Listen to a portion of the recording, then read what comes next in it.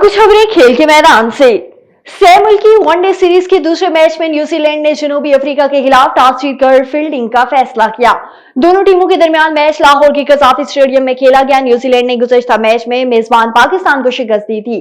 Toss के मौके पर गुफ्तगू करते हुए न्यूजीलैंड के कप्तान मचल सेंटर का कहना था कि टीम में एक तब्दीली की है। राजिन रविंदर की जगह टीम में डेविन कॉनवे को शामिल किया गया। और chairman Pakistan cricket board PCB Mohsin Naqvi ने कहा है कि एक और यादगार शाम के लिए तैयार हो जाएं। अपने बयान में चेयरमैन पीसीबी का कहना था कि 11 फरवरी को नेशनल स्टेडियम कराची की इफ्तिताही तकरीब होगी।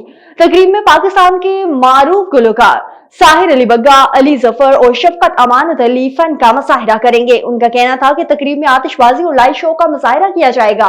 ख्याल रहे कि इससे कबल वो आराइश के बाद लाहौर के कज़ाफी स्टेडियम में भी इफ्तिताही तकरीब हो चुकी है।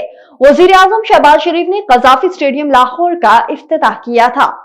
आगे बढ़े आपको बताएंगे पाकिस्तान के हारून खान ने फजीरा ओपन ताइक्वांडो चैंपियनशिप में कांसी का तमगा जीत लिया।